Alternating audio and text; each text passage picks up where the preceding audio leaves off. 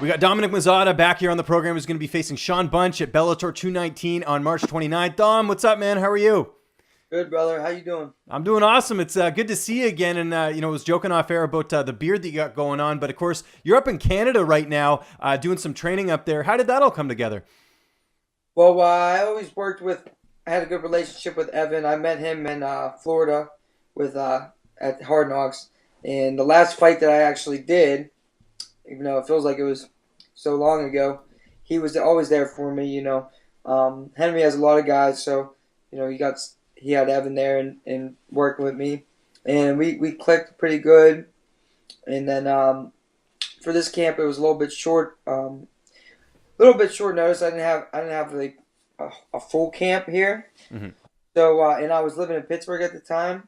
So I needed to be somewhere where I had the whole focus was on me, and me and Isaac were brainstorming, and we talked about going back to Florida, and then I had the idea to call Evan to see if we could work something out, and it's just because it was more short notice of a fight.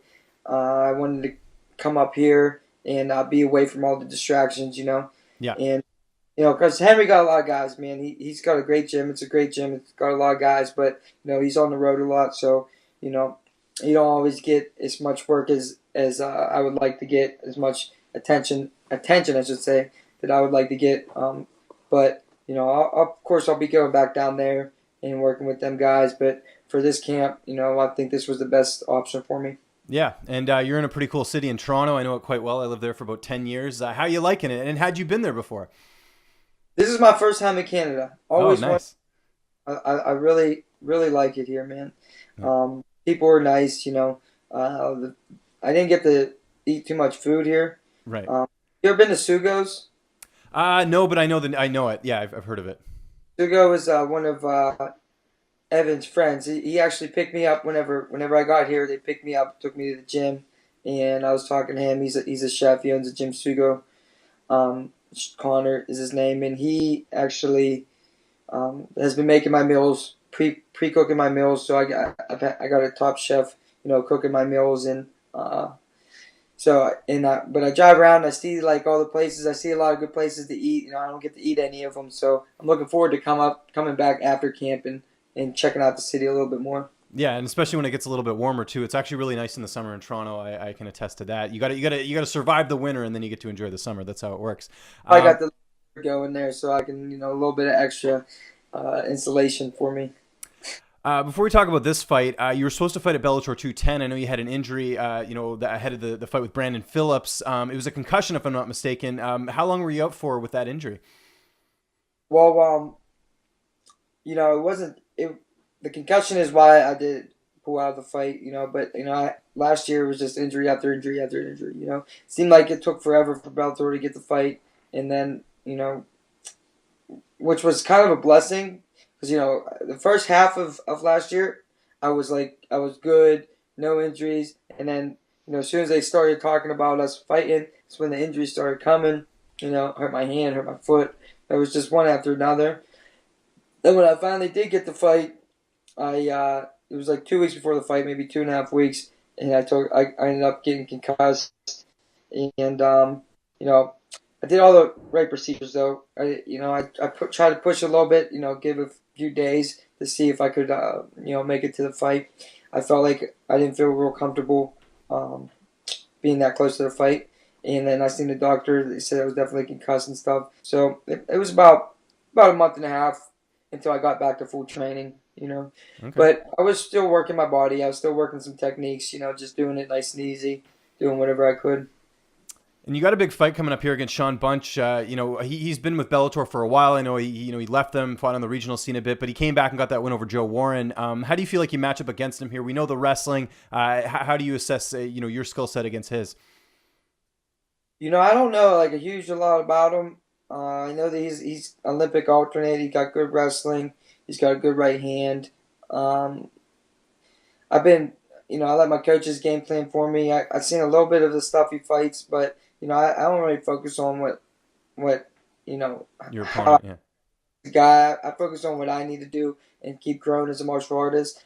I don't think anybody can wrestle with me. I don't think anybody can grapple with me in an MMA fight. So I don't think it'll be any different here.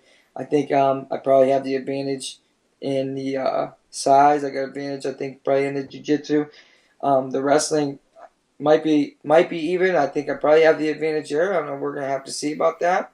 And I think probably kicking. I probably got the advantage, and I think he likes to box a little bit, so he might have a little bit of the advantage there. But I think when it comes down to it, I think I got more heart than anybody in the division. So when it comes to will, pushing the pace, that's where I think I'm gonna really be able to separate and look for a finish.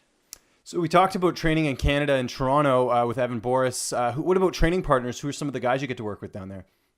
Yeah, I've been really doing a lot of work with Mitch because I'm going to Parabellum. I'm working with Evan. Oh, nice. So Mitch Gagnon, probably Josh Hill, and those guys? Yeah. Josh has been away, but I've been working mainly with Mitch and the coaches, of course. All the coaches, Rory and Lyndon, you know, all good guys, man. All super good technique, and I really like how they break down their sessions. Man, they in this game, a lot of it is quality over quantity. Yeah. Not always about having 1,000 people in the gym. Like if you got a couple guys that the coaches can focus on and that are high level, then you can make a lot of strides in a short amount of time. And I really like how they break down their sessions as far as separating hard sessions from technical sessions, so that you're not burned out, but you're still getting the right amount of work. And every morning I'm working with Evan. Then I do the pro class, and then at night, so I'm doing at least two, but mainly three a day practices. Yeah. You working at all with? I don't know if you've seen Vlad Kazbekov in the gym there. He's a lighter guy. I don't know if you ever got to work with him at all. No, I don't think I got to work with him. Okay, no worries. No, I just thought I'd. No, I've only been here for 2 weeks. So. Okay, gotcha. Yeah, fair enough. How about the weight cut? How's that going ahead of this fight? Because again, I know you've had a bit of time off. I know sometimes it's a little bit tougher to cut weight when you've had a bit of a layoff. Yeah, I mean it was a little bit of a layoff, but like I said, I was ready. I was 2 weeks away from a fight, a couple months ago. So my weight was down. Got back up a little bit, but it's good. Like I said, I have a top chef cooking my meals for me, and it's coming down. I'm in the 40s, so I'm right where I want to be, right on pace, and shouldn't have any problem making weight. So I know Evan's going to be in your corner. Who else is going to be in the cage with you that night? Isaac will be there for me, and my boxing coach back home, Paul Peterson. And how do you see this fight playing out on March 29th? I see my hand getting raised no matter what it is. I see me pushing the pace, getting a finish. I can see me catching him with, taking his back, taking him down, wearing him down.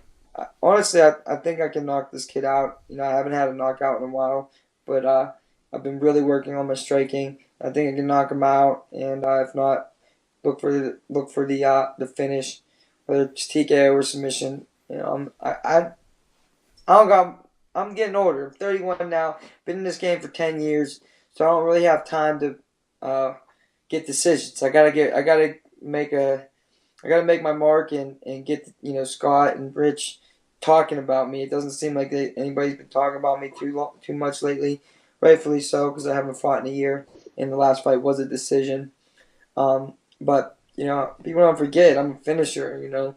I think I got like a 90% finish rate, and I'm ready to look for that finish. So you're gonna see a different Honey Badger this time as far as being more, I don't want to say reckless because that's not the word, but I'm going to be more creative. I've been working really on being creative and with my striking and also with my submissions. I'm usually a position before submission guy, but I've been really cleaning up my finishes, and I'm definitely going to get a finish here.